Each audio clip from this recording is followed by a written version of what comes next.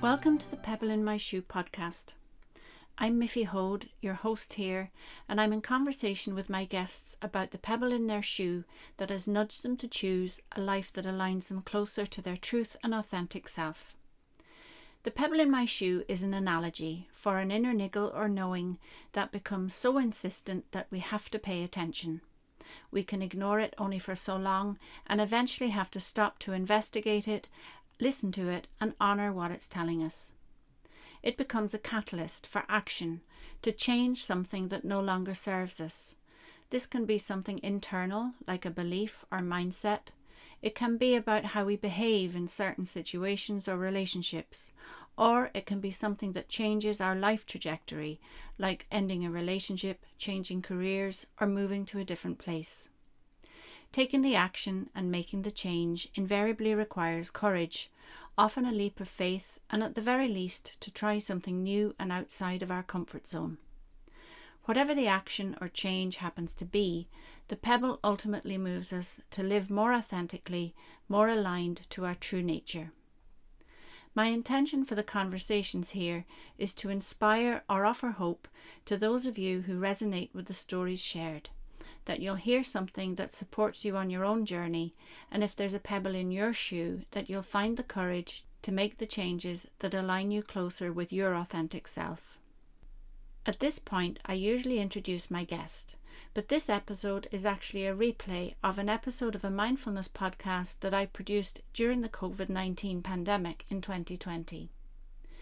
The subject is No Mud No Lotus, which is an expression used by Thich Nhat Hanh, a Vietnamese Buddhist monk who founded the monastery Plum Village in France and wrote and taught extensively on the subject of mindfulness.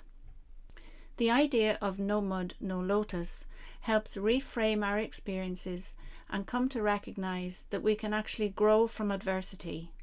I've come to choose to believe in life happening for us rather than to us, and I hope that this helps shine light on how the mud in your life might actually help your lotus to bloom.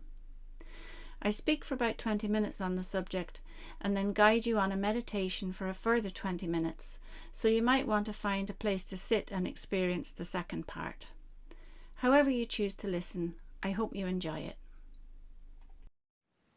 Hello and welcome to episode 7 of the Heart Space Mindfulness Podcast. This episode is called No Mud No Lotus. So this is an expression that is used by Thich Nhat Hanh, and he talks about the idea that the lotus blooms on the surface of the water, but its roots reach down into the dark and the depths, into the mud at the bottom of the pond, and that's where its origins are.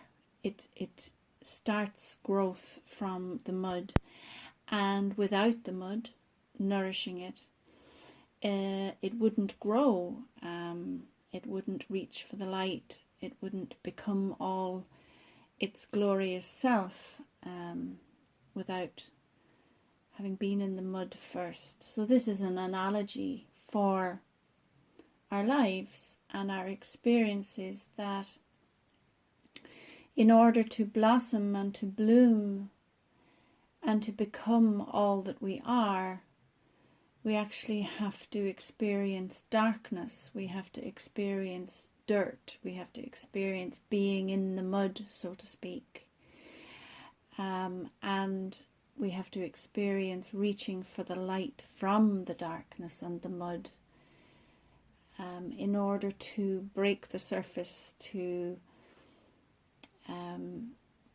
blossom and bloom and self-actualize, I suppose.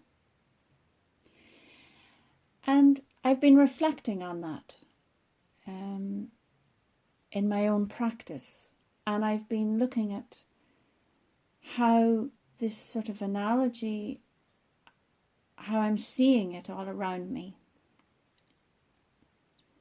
in my own life and in the life of others around me. which is why I'm bringing it to you. So I suppose for myself, this has been a very exciting week. My partner surprised me on Tuesday and asked me to marry him. And this has been a lovely, lovely experience. And I suppose in terms of No Mud No Lotus, this for me is the lotus flowering. Having been married before and that marriage not working out, and having spent a long time on my own, and actually coming to terms with the idea that I might always be on my own. And then about 4.5 years ago, my partner showed up in my life, and the rest, as they say, is history. And here I am looking at getting married again. In terms of the No Mud No Lotus part, I would have gone through quite a lot of mud. I would have gone through quite a lot of darkness. And I would have done a lot of travelling through that sort of dark night of the soul, in order to find out who I am and what I want, and to sort of reach for the light like the lotus does, and reach towards how I might become a fully embodied lotus flower, but not forgetting where I've come from, not forgetting the journey I've made, not forgetting the mud and the darkness and the difficult part of growing and developing and becoming from the bottom of the pond, where all the slime and the muck and, and the darkness and the cold, and reaching upwards and reaching, and how that's a process and a journey, and it's not a straight trajectory, and all of those things. And I look around some people in our family who are going through a particularly tumultuous time. And we're supporting them during this time. And I suppose that's what I'm seeing there. At the moment, they are in the dark and the muck and the difficult, cold place. But because I'm that bit detached, I suppose, I can see that this is actually a process of growth for them, and that they are, slowly but surely emerging and reaching for the light. And, this process they're going through, while it's difficult and tumultuous at the time, and it's been traumatic, but with time it will improve, and things will get better and easier, and as they reach more for the light, they too will, be able to blossom and bloom and become all that they can become. And even looking at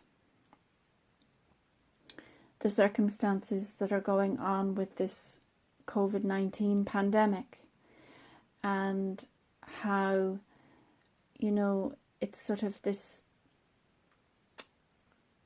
the yin and the yang, the opposites, how you have the very difficult aspects of this pandemic. You have the very real threat, and all the difficult things that we have to put in place, like adhering to guidelines and protocols and so on. But in order for this to have a good outcome, we must make that effort, and reach for the light, while keeping our roots nice and firm, knowing that it's difficult, but it will be worth it in order to come out the other side of this. And I suppose another analogy I was thinking about earlier on, which is something similar, maybe when my children were small and they didn't want to do a difficult task, I used to say to them, I'm famous for my fluffy mashed potato. And, well, within my family, if that's famous, I don't know. But I would say to them, you love Mummy's fluffy mashed potato, don't you? And they say yes. And I said, well, fluffy mashed potato doesn't get to be fluffy mashed potato by magic. It starts off as mucky potatoes, and you have to peel them, and you have to boil them, and you have to mash them, and you have to do all this to make them fluffy mashed potatoes. It just doesn't happen by accident. There's a bit of work involved, and you got to get your hands dirty peeling the spuds first, And I suppose maybe No Mud No Lotus is a similar thing, that in order to get to where we want to be, sometimes we have to make a difficult journey. And, in life we meet challenges. And in order to surmount those challenges, sometimes we have to make really difficult decisions. And sometimes the right decision is actually the hardest one to do. And,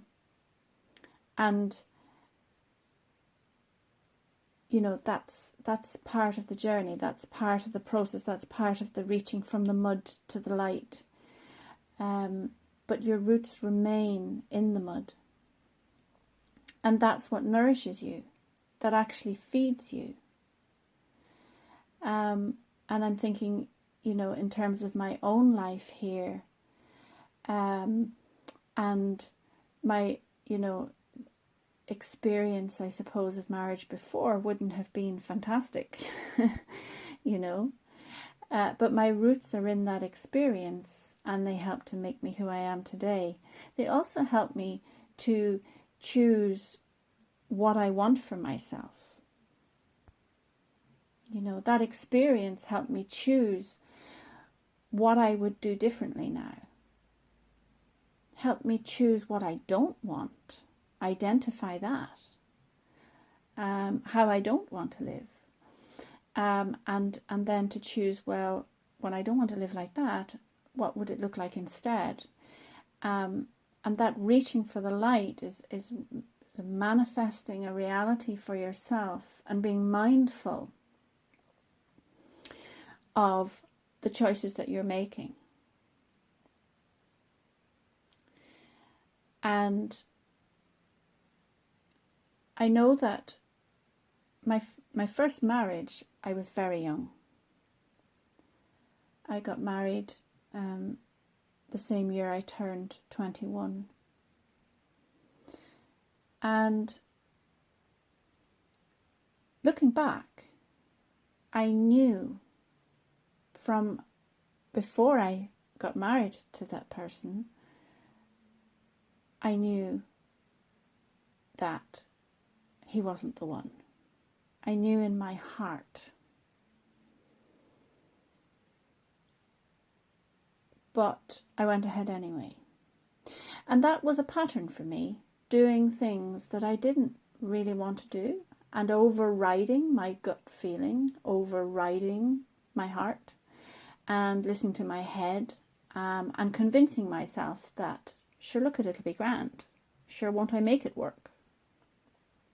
Not just in my marriage. I was like that in a lot of areas of my life. And the bottom line of that was that I wasn't being true to myself. Because I wasn't checking in with myself, because I didn't know how. I hadn't at that stage learned the skills of checking in with how I felt about anything, really. The one thing I was very natural and adept at was being a mother. I seemed to have a natural intuition there, thankfully.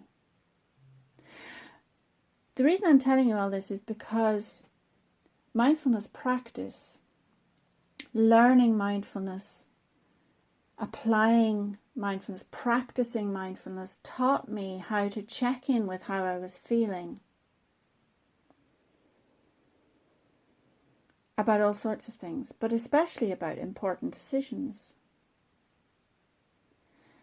And one of the things, I had spent 7 years on my own, not in any relationship, before I met my partner, Pat. And in that time, I did a lot of practice on myself. I did a lot of work on myself. I did a lot of growing. And my mindfulness practice deepened exponentially. And I learned how to be authentic to myself. It wasn't about being authentic to other people. It was about being authentic to myself. Because you can't be authentic to other people unless you're being authentic to yourself. So when I met Pat, I very much would check in with myself about how I was feeling about this relationship. And my checking in was a very visceral thing, a very physical thing, checking in with my stress levels actually. If I felt any sense of stress at all, then I would be very wary. And the interesting thing was that every time I checked in with myself about this relationship, I felt ease. And that's how I knew that I could proceed. And any time I felt any unease, then I would have a look at that and say, well, what's that about? You know? But it very rarely happened. Now, it hasn't been all smooth sailing, but it's been 99.9% smooth sailing. And I suppose what that's about is my mindfulness practice allows me to check in. And I check in to see, how is this making me feel?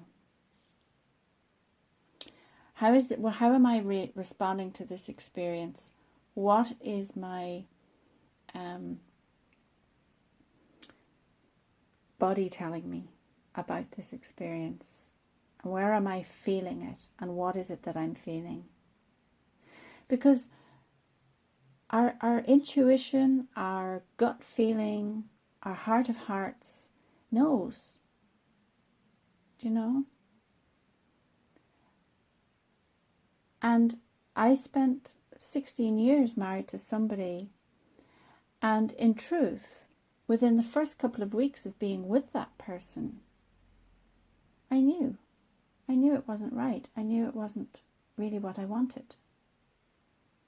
Because there was all this discomfort that was created within me. You know? But as human beings, we can live with an awful lot. You know, we're incredibly resilient. We have massive capacity for all kinds of stuff. And we have massive capacity for mud. You know, we can put up with a lot of mud and darkness and tolerate a lot of mud and darkness and sometimes dress it up as pretty lotus flowers, you know. Which I did for a long time. And through the practice of mindfulness, through learning how to really check in with myself, to really be true to myself, to really be authentic about how I feel, and to lose all that fear. And it's not even about losing fear, but it's learning to be courageous in the face of fear, and to be courageous about feeling your feelings and being courageous about expressing your feelings. And trusting yourself. And trusting yourself to be able to express your needs or your desires or your feelings in a healthy way and an honest way. Because, you know, I didn't do my ex-husband any favors by not being authentic, by not being true. And it wasn't that I didn't set out to lie to him or to pretend to him. I was pretending to myself, you know. And having said all that, it wasn't all bad, let me tell you. You know, it wasn't all bad. And I had a house full of children who I wouldn't have had otherwise, do you know? So there's all kinds of silver linings. But the No Mud No Lotus piece for me, in my reflections at the moment, is that I'm feeling the emergence of the lotus, having gone through the mud and the mire. And I'm witnessing it happening in other people that are close to me who are in the mud at the moment. And that's okay, and they're reaching for the light, and they will blossom, and they will become all that they can be. And it's our experiences that nourish us, and some of those experiences are muddy and dark and dirty and difficult. But as we reach for the light, as we emerge from the mud, we remain rooted in the mud. Don't forget about the mud, but that we can emerge from it and become all that we are. What sort of confirmed for me that No Mud No Lotus would be the theme for this episode was we were walking in the woods earlier on, and there's several lakes, but one in particular is just covered in lily pads, and they're all in flower at the moment. And so that for me was a sign, and I had a conversation with Pat about the No Mud No Lotus and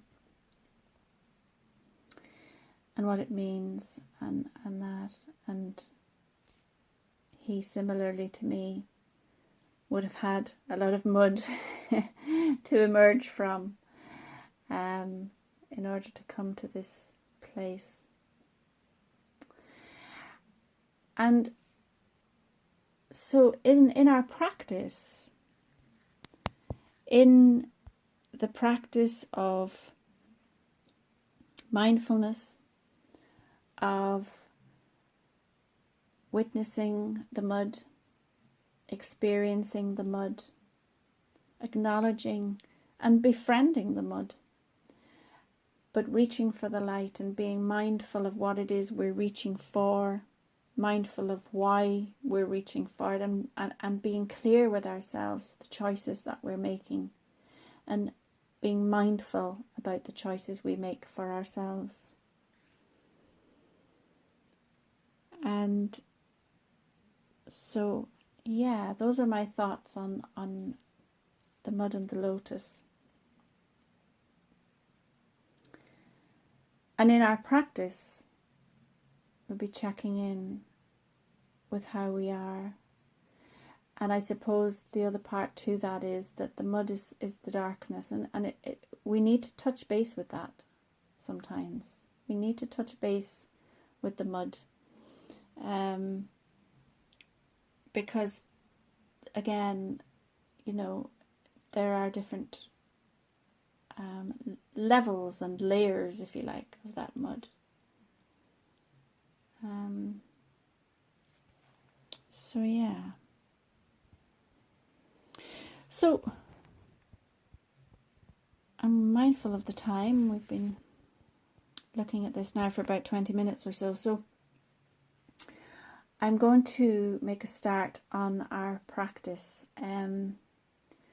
So in this practice, we're going to do quite a lot of somatic mindfulness. So that is checking in with the body and how it feels. We'll do some mindful breathing as well. But we'll be checking in with the mud, with our own inner mud and our own inner lotus. And we'll do a bit of visualization for that. So we'll do a nice deep relaxation first of all, and then we'll do some visualization to just check out our own mud and our own lotus within that. Okay, so I invite you to find a nice comfortable position to sit, preferably with your back fairly straight and your feet flat on the floor if you can. Legs akimbo is fine too, if you're comfortable with that and can sit for a prolonged period. And if you are sitting legs akimbo, prop yourself up with pillows and cushions and make yourself comfortable. Tuck them under your knees and so on. So as ever, we're going to start and finish with the bell, and I'll guide you through the practice.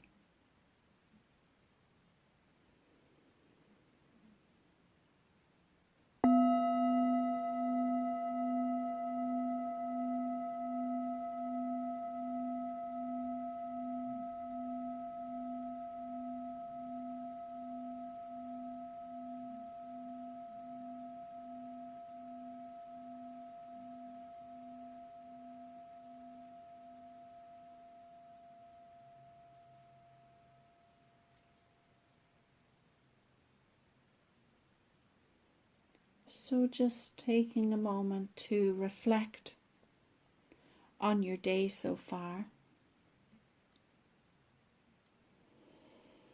and mindful of any mud you might have encountered this day.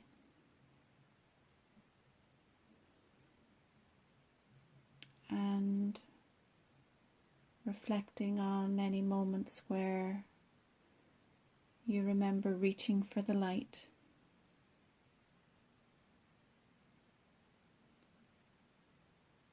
And moments where you blossomed.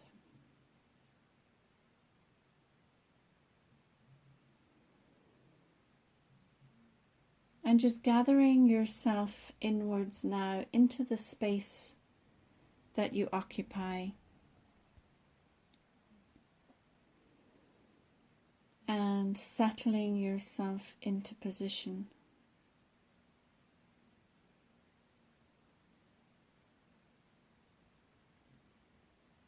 Bringing your awareness to the connection you're making with the seat and the floor.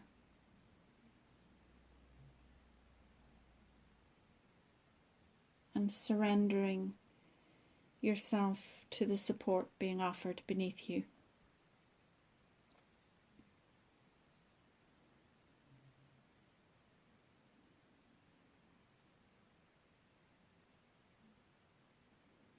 And as your body softens, as you let go, just bring your attention to your breath.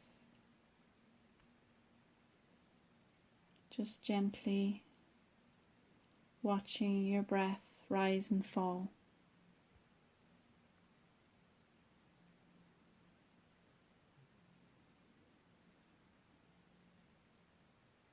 Attending to the sensations of your breath.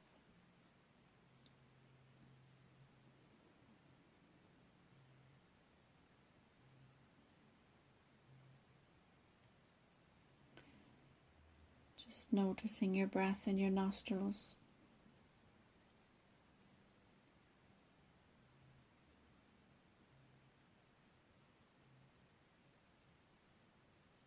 In your throat.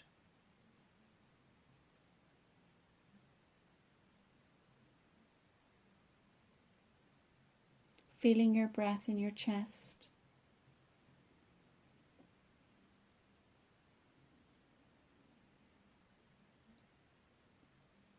Your diaphragm.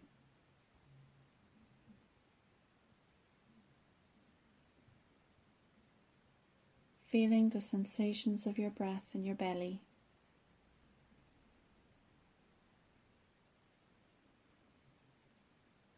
And just imagine that you are breathing in and out through your belly.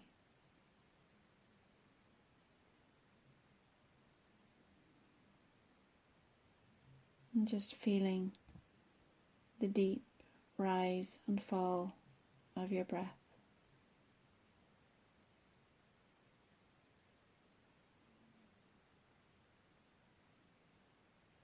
and allowing each breath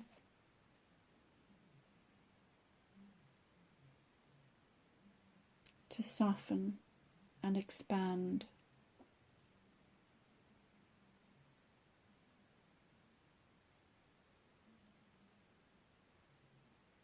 And with each breath, allowing more space within you for your breath.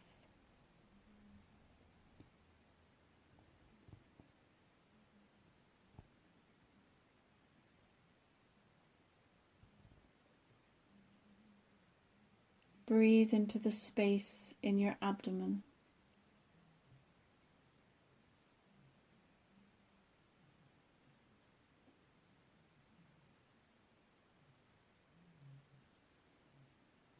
Allow your breath into the spaces between your organs.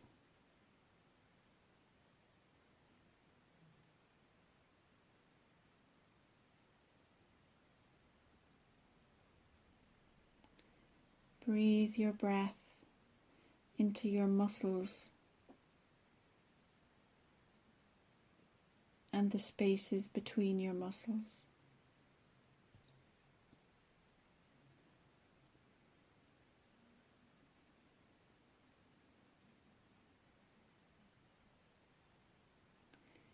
Breathe into the space between your bones.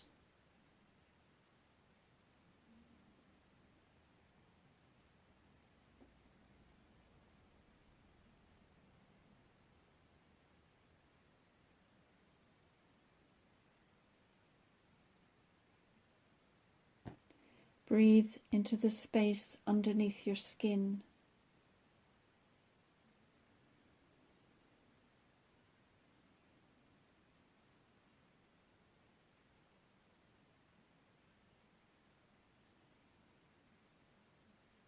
Breathe into every cell in your body and being.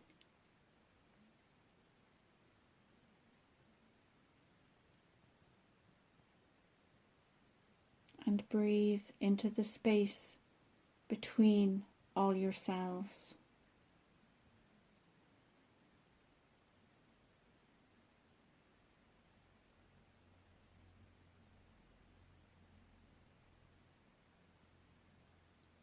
And just be present to all the space within you.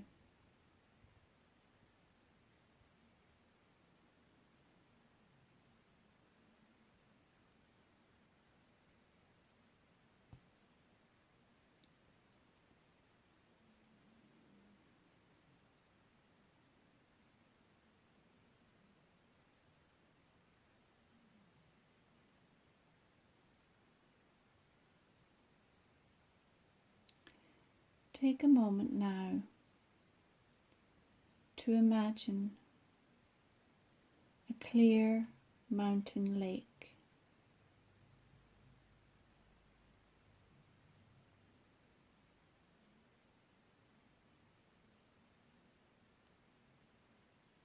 And the surface of the mountain lake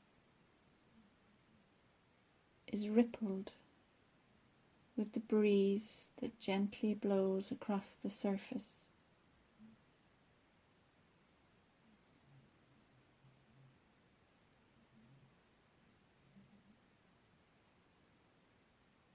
Use your breath to breathe stillness into the surface of the lake.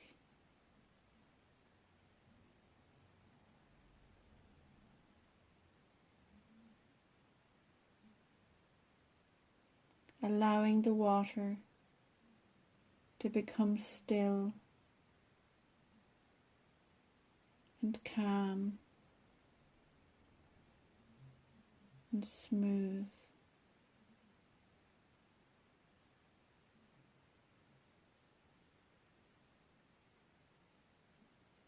And notice what's reflected in the lake now that it is still.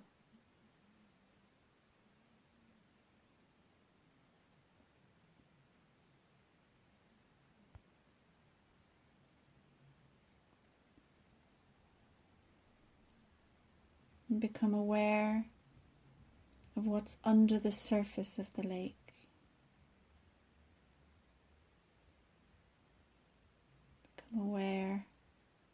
of how deep the lake is. Noticing the depth of the cool water in the mountain lake.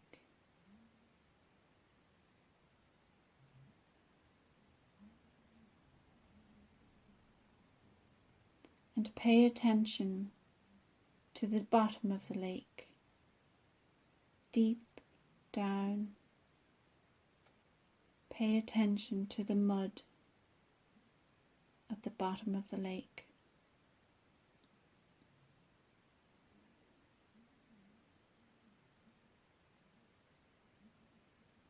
And just notice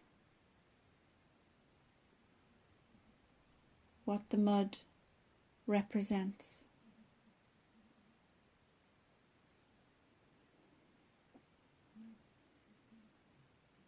What the mud in the bottom of the lake has to show you.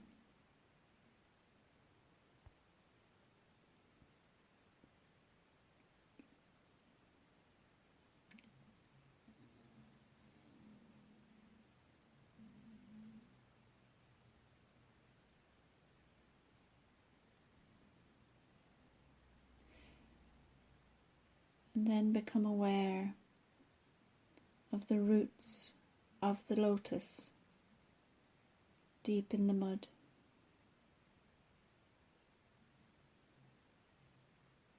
And watch the roots grow out of the mud, their cells multiplying as they grow and reach for the light, looking upwards from the mud and the depth of the lake, seeing the light above the surface.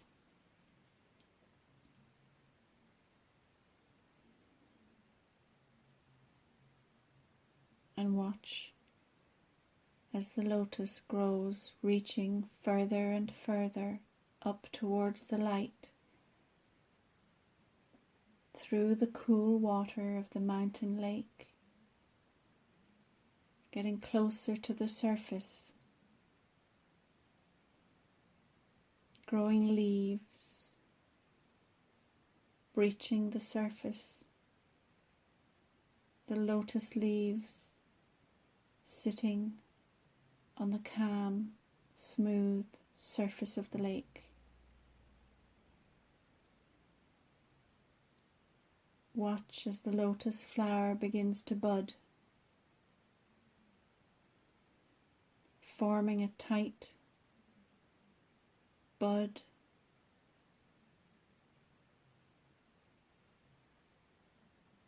and as the sun shines warm, witness the bud grow and expand,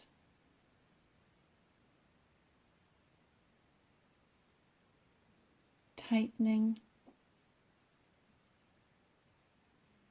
and then when it requires too much energy to stay a bud,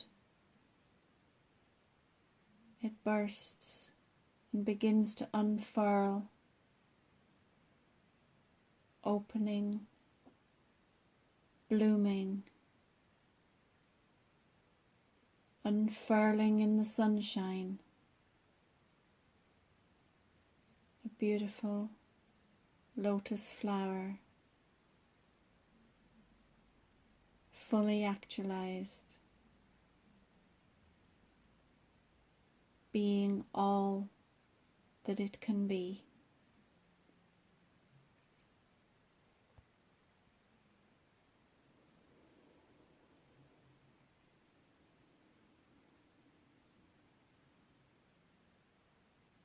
Tend to the whole plant, from its roots in the mud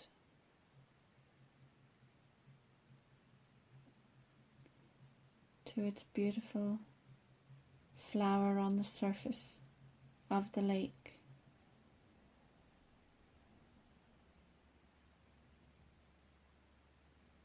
And just reflect on what the lotus flower has to offer you.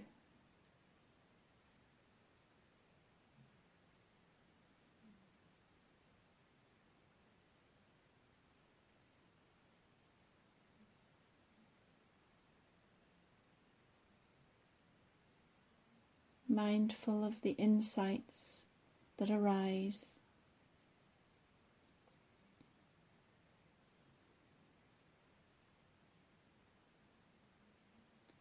What you're becoming aware of in yourself.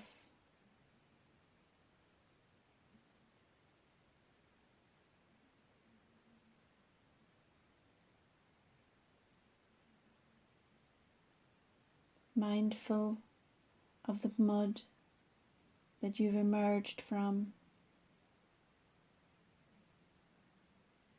the light that you're reaching for, the surface that you're breaching, and how you are self-actualizing, becoming all that you can be, blooming into a great lotus flower.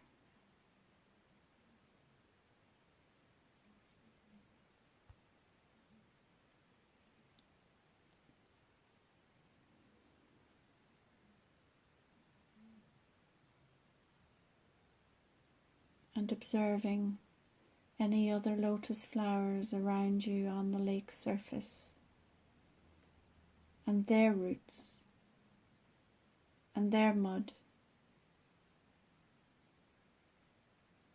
and what insights they have for you.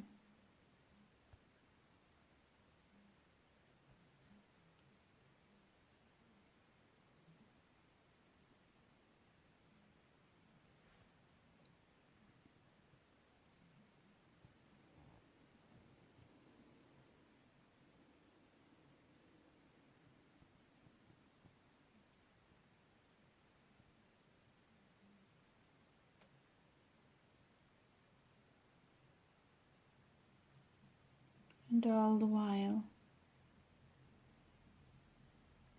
you are breathing into the spaces within you.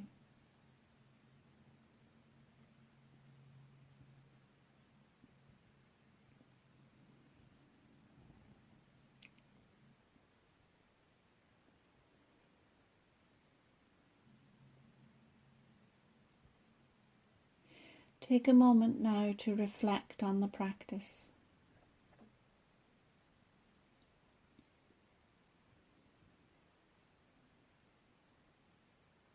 And being mindful of what it is you're bringing with you from this practice.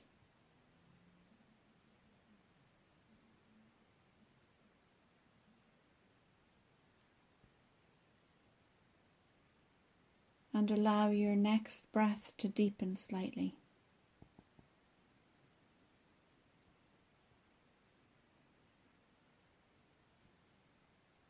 As you bring your awareness back to the sensation of your breath in your belly.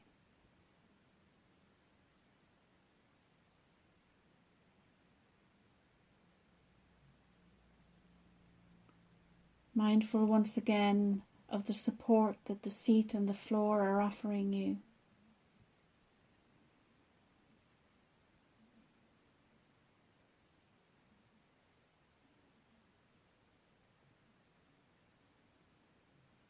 And preparing yourself to come to the end of the practice.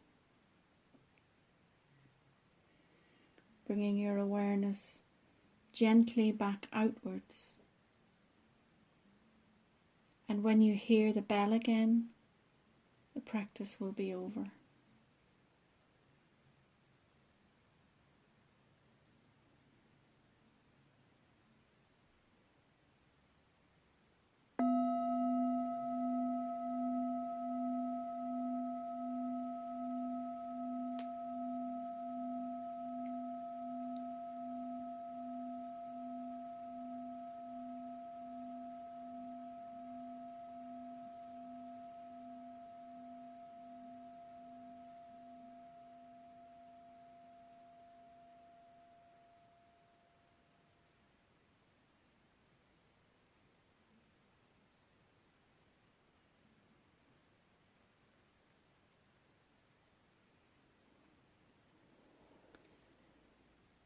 So, I hope that you are emerging gently from the practice and that you found it beneficial and relaxing. And I hope that this episode brought you some food for thought around the analogy of the mud and the lotus. So I will leave it there for now and look forward to another episode next week. So bye for now. If you've enjoyed listening, please like, subscribe and share it with others. It makes it easier for other people to find the podcast. And if you have a story to tell about the pebble in your shoe, please get in touch. I'd love to talk with you about it for the listeners. As well as hosting this podcast, I'm a personal growth coach at the Daisy Coaching Hub, where I provide one-to-one coaching for personal growth, mental health and well-being, group classes and self-directed resources that support, nurture and energise you on your personal growth journey. You can follow me on Instagram at Daisy Coaching Hub and also on Facebook and LinkedIn. You can visit my website www.daisycoaching.ie and also subscribe to my newsletter to be the first to know about events and what's new at the Daisy Coaching Hub. I look forward to sharing the next episode of The Pebble in My Shoe with you. Bye for now.